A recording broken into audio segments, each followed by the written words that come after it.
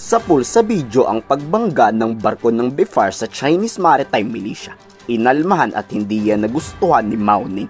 Inakusahan pa tayo na napakadelikado at ipinapahamak raw ng BIFAR ang buhay ng mga Chinese fisherman. Yan ang katotohanan ng alam ni Mao Ning. Nangingisda lang daw kasi ang mga Chinese fisherman sabay hinaharas na lang basta-basta ng Pilipinas. Galing talaga ni Mao Ning magsinungaling Pero kung hindi humarang ang China sa dadaanan ng BIFAR, edi walang banggaan. Sabay sisisihin pa at papalabasin yung binangga kayo ng barko ng Pilipinas. Nananawagan pa tong si Mao Ning. Respetuhin daw ng Pilipinas ang karapatan ng Chinese na mangisda sa South China Sea.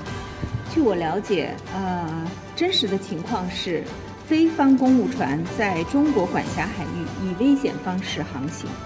并与在该海域正常作业的中国渔船发生擦碰，非方上述行为侵犯了中方主权，严重威胁中方渔船和人员的安全。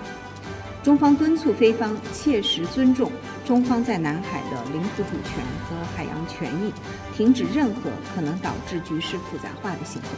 Pinalagan naman ni Commodore J. Tariela si Mao Ning. Pilipinas ba talaga ang nanghahamon o China ang nagsisimulang maghamon ng gulo tapos isisisi sa atin? Kitang-kita sa bidyong humarang ang China, pumalag lang tayo. Nagugulat na kasi ang China ngayon. Hindi na tayo takot may paggitgitan o banggaan pa yan sa kanila. Paunahan, no? I think it's a matter of how we respond to it. We respond to their challenges by challenging them as well. So, hindi nabutas pero nagasgasan raw ang barko ng BIFAR. Wala man sobrang nasira pero hindi mapagkakailang pinigilan na naman tayo ng China. Ang kaso nabigo sila. Nanindigan naman ang BIFAR na gagawin nito ang kanilang tungkulin, maprotektahan lang ang karapatan ng kababayang mangingisda. Kahit minor yung naging damage ng ating barko, hindi natin maikakaila na isa na naman itong pagkakataon na kung saan nakompromiso ang kaligtasan ng ating mga tauhan sa ating barko na mapayapa lamang na ginagawa ang mandato ng Bureau of Fisheries and Aquatic Resources na magmanman sa mga katubigang sakop ng Pilipinas. Nais nating sabihin na iligal ang kanilang ginawa sapagkat ang karagatan na kung saan naglalayag ng mapayapa ang ating barko ay bahagi ng ating territorial waters. Patuloy natin ang sinasabi na ito'y illegal at irresponsable at hindi sibilisadong aksyon. Pinapalabas ng China na naitaboy rin tayo sa West Philippine Sea. Fake news raw yan. Matagumpay na nakapaghatid ng tulong ang BIFAR sa kababayan nating mangingisda.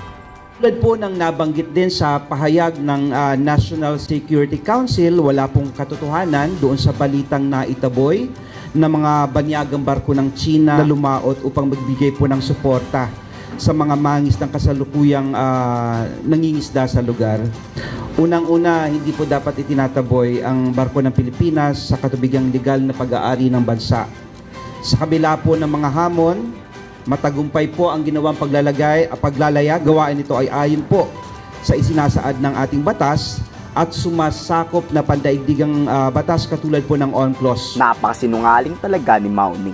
Haharang-harang kayo tapos isisi nyo sa BIFAR. Dapat lang sa inyo yan. Makabawi-bawi man lang ang Pilipinas, di ba? Kayo, pabor ba kayo sa ginawang paglaban ng BIFAR sa humarang ng mga Chinese? Ikomento sa baba ang inyong saloobin.